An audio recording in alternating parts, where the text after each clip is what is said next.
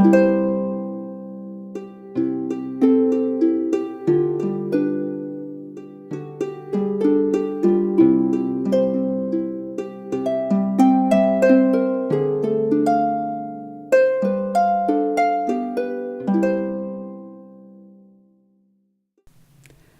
bataille de l'Armageddon.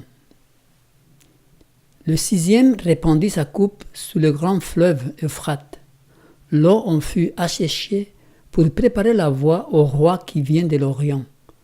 Alors de la bouche du dragon, de la bouche de la bête et de la bouche du faux prophète, je vis sortir 3 esprits impurs tels des grenouilles. Ce sont en effet des esprits de démons. Ils accomplissent des prodiges et s'en vont trouver les rois du monde entier, afin de les rassembler pour le combat du grand jour du Dieu Tout-Puissant. Voici, je viens comme un voleur. Heureux celui qui veille et garde ses vêtements, pour ne pas aller nu et laisser voir sa honte. Ils les rassemblèrent au lieu qu'on appelle en hébreu Armageddon. Le sens du mot Armageddon est obscur. Dans le livre d'Ésaïe 14, verset 13, un mot similaire est traduit par la montagne de la rencontre. Il fait référence à l'endroit où Salomon construisit le temple, donc l'endroit où Dieu était adoré et manifestait sa présence. Satan aspire à remplacer Dieu en tant que roi d'Israël. Il veut diriger le monde à sa guise. La bataille de l'Armageddon est donc la dernière guerre dans le long conflit qui oppose Dieu à Satan. Depuis que Satan s'est révolté contre le gouvernement divin dans le ciel avant même la création de notre terre. Dans cette guerre, Satan essayera de détruire les enfants de Dieu pour pouvoir ainsi régner en maître sur la terre. Il ne faut pas se laisser séduire par des spéculations de toutes sortes concernant cette bataille. Les hommes ont soif de sensationnel et ils cherchent toujours des interprétations qui attirent l'attention du public. Ne vous laissez pas tromper. L'Armageddon n'est pas un conflit armé entre les nations de la Terre, ni la 3e guerre mondiale, mais la fin d'un conflit qui débuta il y a plus de 6000 ans dans le ciel même. Ce conflit opposera de nouveau le ciel et Satan, les saints et les méchants. Le premier conflit universel. Il y eut une guerre dans le ciel. Michel et ses anges combattirent le dragon.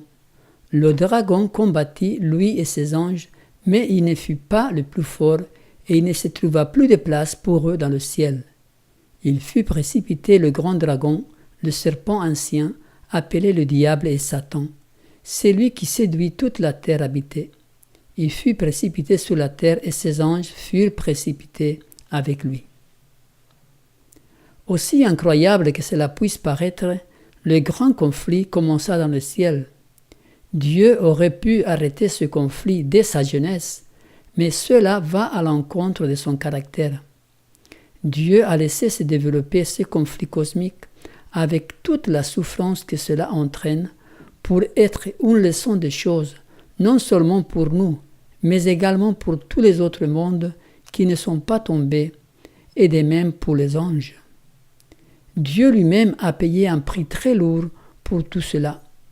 Il a dû et il doit toujours supporter l'incompréhension de la part des hommes et de certains êtres célestes, des anges qui suivirent Satan. Son Fils a dû payer avec sa vie pour qu'un jour le péché puisse être éliminé complètement de l'univers. Nous, les êtres humains, ne pouvons pas saisir tout le sens de ces grands conflits, ses implications et ses répercussions. C'est seulement par la foi dans ce que la parole de Dieu nous révèle que nous pouvons l'accepter. Quand nous sommes victimes de ce grand conflit, quand le malheur frappe à nos portes, quand nous voyons toutes les guerres, les famines, les injustices, les tsunamis, les cyclones, dévaster, anéantir, détruire et tuer, nous nous demandons pourquoi un Dieu d'amour permet-il de telles choses. C'est un sujet qui a fait couler beaucoup d'encre et nous ne voulons pas nous attarder puisque ce n'est pas le thème qui nous occupe. Mais il est important de connaître la réponse. il suffit de considérer la réponse que Jésus nous a donnée dans la Bible. Un ennemi a fait cela. La révolte de Satan devait servir de leçon à l'univers durant tous les âges futurs et constituer un témoignage perpétuel contre la nature du péché et de ses effroyables résultats. Dieu a voulu que les effets de la politique de Satan sur les hommes et les anges démontrent à quoi aboutit le rejet de son autorité. Il a voulu témoigner que le bonheur de toutes les créatures issues de sa puissance créatrice est inséparable de l'existence de son gouvernement. Ainsi, l'histoire de cette aventure effroyable sera une sauvegarde perpétuelle destinée à préserver tous les êtres saints de la séduction du péché et de ses douloureuses conséquences. Satan a mis en doute la loi de Dieu, sa justice. Cette guerre que Satan commença dans le ciel continuera jusqu'à la destruction totale et définitive de son auteur lors du conflit de Gog et Magog. Les alliés dans la bataille de l'Armageddon. Le dragon, la bête et le faux prophète. Satan, dans la guerre contre Dieu et sa loi, ne néglige aucun moyen ni personne disponible. Si vous n'êtes pas du côté de Dieu, vous êtes potentiellement du côté de son ennemi. Dans cette guerre cosmique, il n'y a pas de terrain neutre. Jésus lui-même disait « Celui qui n'est pas avec moi est contre moi, et celui qui n'assemble pas avec moi disperse. » Nous voyons dans le chapitre 16 de l'Apocalypse qu'il y a 3 entités unies pour la bataille de l'Armageddon. Ces 3 entités sont donc les 3 groupes par lesquels le diable, Satan, essaye de détruire le peuple de Dieu. Ce sont la bête, le dragon et le faux prophète que nous allons analyser par la suite. Il est fort intéressant de constater dans les événements politico-religieux de notre monde qu'il y a une tendance très forte depuis les années 1980 à chercher un dialogue planétaire entre les différentes entités qui composent cette confédération. En effet, le 27 octobre 1986, à Assise, en Italie, une rencontre de prière a eu lieu entre les représentants des grandes religions mondiales, catholiques, c'est la bête, les protestants, représentent les faux prophètes, et les autres religions, les orthodoxes, les juifs, les musulmans, les bouddhistes, les hindous, qui représentent le dragon. Cela fut célébré comme une journée historique mondiale. La 2e journée mondiale des prières eut lieu en 1993 en présence des délégués de toutes les religions du monde et de toutes les confessions chrétiennes. Cela faisait partie des préparatifs pour l'établissement d'une Église mondiale sous la conduite du pape. Depuis, cette tendance n'a fait qu'augmenter. L'œcuménisme a fait des pas de géant ces dernières années.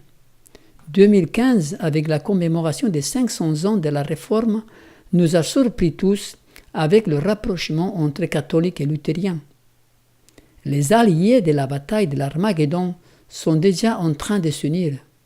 Serait-il étonnant de croire à l'accomplissement prophétique de l'Apocalypse 16?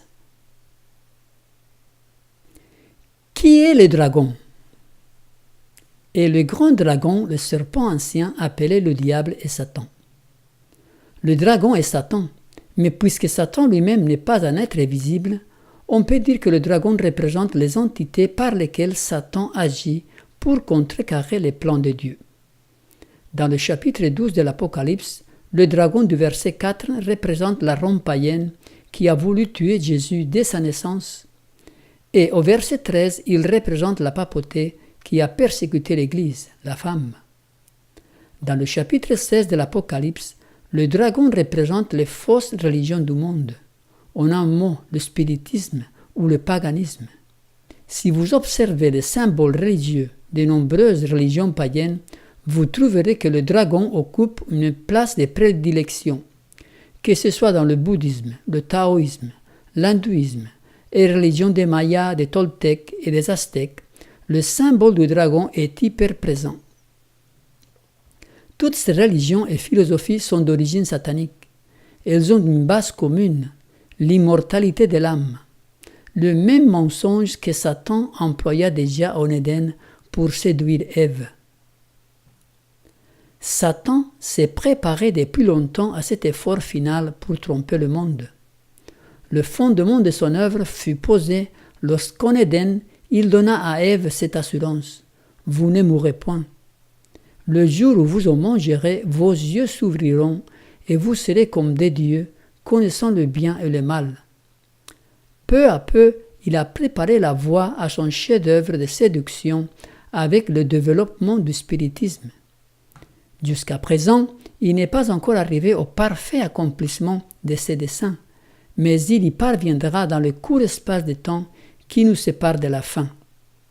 Le prophète dit « J'ai vu 3 esprits impurs, semblables à des grenouilles, car ce sont des esprits de démons qui font des prodiges et qui vont vers les rois de la terre, afin de les rassembler pour le combat du grand jour du Dieu Tout-Puissant. » Hormis ceux qui sont gardés par la puissance de Dieu, par la foi en sa parole, le monde entier sera entraîné dans cette séduction. Les hommes s'endorment déjà dans une fausse sécurité pour n'être réveillés qu'au jour où la colère de Dieu tombera sur la terre. Dans le dernier conflit, la bataille de l'Armageddon, cette fausse doctrine de l'immortalité de l'âme fera le lien entre le spiritisme, le dragon, et la papauté, la bête. Qui est la bête? Dans le livre de l'Apocalypse, sauf dans l'Apocalypse 11, verset 7, l'expression la bête fait toujours référence à la papauté. C'est elle qui fera que tous les hommes se plient pour adorer un jour de la semaine que Dieu n'a pas institué, le dimanche. Elle ira plus loin en interdisant aux hommes de se reposer le samedi, le sabbat, jour de repos institué lors de la création du monde et qui commémore l'œuvre créatrice. Cette bête, c'est l'homme des péchés, l'antichrist, l'abomination de la désolation, la bête à 10 cornes. C'est un faux système religieux qui, tout en prétendant être le représentant de Dieu sur la terre, prend la place de celui-ci, se permet de changer ses lois, oblige et persécute tous ceux qui ne veulent pas se soumettre à son autorité.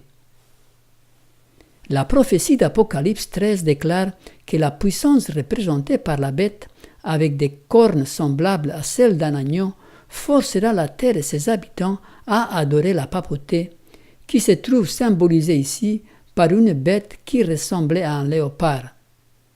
La bête à 2 cornes doit aussi dire aux habitants de la terre de dresser une image à la bête, et de plus, elle doit commander à tous les hommes, petits et grands, riches et pauvres, libres et esclaves, de recevoir la marque de la bête. Il a été montré que les États-Unis sont le pouvoir représenté par la bête qui a 2 cornes semblables à celles d'un agneau, et que cette prophétie sera accomplie lorsque les États-Unis rendront obligatoire l'observation du dimanche, que Rome désigne comme la reconnaissance spéciale de sa suprématie. Mais les États-Unis ne seront pas les seuls à rendre hommage à la papauté. L'influence de Rome dans les pays qui reconnaissaient jadis sa domination est encore loin d'être détruite, et la prophétie prédit une restauration de sa puissance. Qui est le faux prophète? Le faux prophète représente le protestantisme apostat. Autrefois pur, car il vivait selon la lumière qui brillait sur son chemin, le protestantisme rejeta la vérité supplémentaire que Dieu, dans sa bonté, lui envoya vers le milieu du XIXe siècle lors du grand réveil spirituel du mouvement adventiste. Il est appelé faux puisqu'il a apostasié. À l'époque de Martin Luther, le protestantisme était caractérisé par un attachement très profond à la parole de Dieu. La Bible et la Bible seule étaient le mot d'ordre des protestants. Il avait identifié l'Antichrist comme étant la papauté. Il n'y avait pas de compromis possible entre ces 2 églises. Aujourd'hui, les églises protestantes sont en train de vendre la vérité et retournent vers Rome à grands pas. Il n'y a plus de protestants qui protestent, mais ce sont des frères séparés qu'il faut ramener au bercail de Rome. Les protestants se rendent peu compte de ce qu'ils font lorsqu'ils envisagent d'accepter l'aide de Rome dans l'œuvre d'exaltation du dimanche, tandis qu'ils sont absorbés par la réalisation de leur but. Rome travaille à rétablir sa suprématie perdue. Il convient de se souvenir que Rome se vante de ne jamais changer. Que le principe s'établisse un jour aux États-Unis que l'Église peut employer ou diriger le pouvoir de l'État, que les lois civiles peuvent rendre les observances religieuses obligatoires. En un mot, que l'autorité réunie de l'Église et de l'État doit dominer les consciences. Alors le triomphe de Rome sera assuré dans ce pays. La parole de Dieu nous avertit de ces dangers imminents.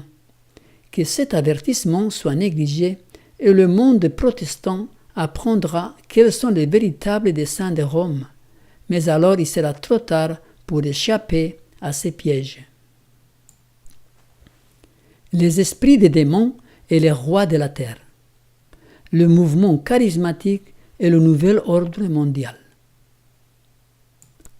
Ces dernières années, le mouvement charismatique prend des proportions alarmantes au sein des églises protestantes. Prétendant avoir reçu le Saint-Esprit, on assiste à des manifestations sataniques sans précédent, des manifestations soi-disant du Saint-Esprit, des guérisons miraculeuses, des prétendus dons de langue. Ce phénomène est d'actualité aussi bien dans les églises évangéliques que dans l'Église catholique. Ce phénomène fera partie du fort réveil qui se manifestera peu de temps avant la descente de la vraie pluie de l'Esprit Saint sur les enfants de Dieu. Avant que le jugement de Dieu frappe finalement la terre, il y aura chez les enfants de Dieu un réveil de la piété primitive tel qu'on n'en a jamais vu de pareil depuis les temps apostoliques. L'esprit et la puissance de Dieu seront répandus sur ses enfants. En ces temps-là, beaucoup se sépareront des églises dans lesquelles l'amour du monde a supplanté l'amour de Dieu et de sa parole. Beaucoup de personnes, pasteurs et laïcs, accepteront volontiers les grandes vérités que Dieu fait proclamer en ces temps pour préparer un peuple pour la venue du Seigneur. L'ennemi des âmes désire entraver cette œuvre, et avant le moment où un tel mouvement se produira, il s'efforcera de l'enrayer par une contrefaçon. Il fera paraître que la bénédiction spéciale de Dieu repose sur les églises qu'il peut amener sous sa puissance séductrice. On y verra se manifester ce qu'on pourrait prendre pour un grand réveil religieux. Des multitudes se réjouiront de ce que Dieu opère merveilleusement en leur faveur, alors qu'il s'agit de l'œuvre dans notre esprit. Sous un déguisement religieux, Satan cherchera à étendre son influence sur le monde chrétien. Les miracles de guérison sont à l'ordre du jour. De nombreux prédicateurs évangéliques prétendent avoir reçu le don de guérison. Ils promettent à leurs fidèles des miracles. Certains de ces guérisseurs font fortune. Des milliers de gens viennent les voir, parfois des pays très éloignés, à la recherche d'un miracle.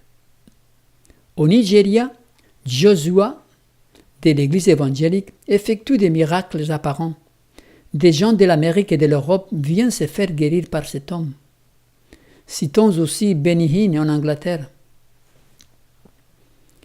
En se rapprochant de plus en plus du christianisme à la mode, le spiritisme a une grande puissance pour tromper et séduire. Satan lui-même s'est converti à l'état des choses actuelles. Il apparaîtra sous la forme d'un ange de lumière. Des miracles s'accompliront par les médiums spirites. Des malades seront guéris et bien des prodiges indéniables se feront. Comme les esprits professeront croire en la Bible et exprimeront leur respect pour les institutions de l'Église, leur œuvre sera acceptée comme une manifestation de la puissance divine. Les esprits des démons iront vers les rois de la terre et vers tous les hommes pour les séduire et les engager à s'unir à Satan dans sa dernière lutte contre le gouvernement du ciel. Princes et sujets seront également trompés par ses agents. Des hommes se lèveront prétendant être le Christ lui-même et réclameront le titre et le culte qui appartient au Rédempteur du monde. Ils accompliront d'étonnantes guérisons et prétendront avoir reçu du ciel des révélations contredisant le témoignage des Écritures. Armageddon, le dernier conflit mondial. Le monde va au-devant d'une terrible crise. Les puissances du monde, se coalisant contre le gouvernement de Dieu, décréteront que tous les hommes, petits et grands, riches et pauvres, libres et esclaves, auront à se conformer aux coutumes de l'Église par l'observance du faux sabbat. Tous ceux qui refuseront de se soumettre seront punis par l'autorité civile et finalement on décrétera qu'ils devront être mis à mort. L'Armageddon correspond donc à l'exécution du décret des morts qui condamne les enfants de Dieu. Le sabbat étant devenu le point spécial des controverses dans toute la chrétienté, et les autorités religieuses et civiles s'étant unies pour imposer l'observance du dimanche, le refus persistant de la part d'une faible minorité de céder à la demande populaire en fera les objets de l'exécration universelle. On avancera que les quelques personnes qui s'opposent à une institution de l'Église et à une loi de l'État ne doivent pas être tolérées, qu'il vaut mieux qu'elles soient sacrifiées plutôt que de jeter des nations entières dans la confusion et l'anarchie. Le même argument fut avancé contre Christ par les principaux du peuple. Le rusé Caïphe déclara « Il est de notre intérêt qu'un seul homme meure pour le peuple et que la nation entière ne périsse pas. » Cet argument paraîtra concluant et un décret sera finalement publié contre tous ceux qui sanctifient le sabbat du 4e commandement, les dénonçant comme méritant le plus sévère châtiment et autorisant le peuple, après un certain temps, à les mettre à mort. Le romanisme dans l'Ancien monde et le protestantisme apostat dans le Nouveau agiront de la même façon envers ceux qui honorent tous les préceptes divins. Lorsque ceux qui honorent la loi de Dieu seront privés de la protection des lois humaines, il y aura dans divers pays un mouvement simultané pour les détruire. C'est là la bataille de l'Armageddon. Alors que le temps fixé par le décret approchera, le peuple se préparera à l'extermination de la secte haïe. Il sera décidé de frapper en une nuit un coup décisif qui réduise complètement au silence la voix de la dissidence et de la réprobation.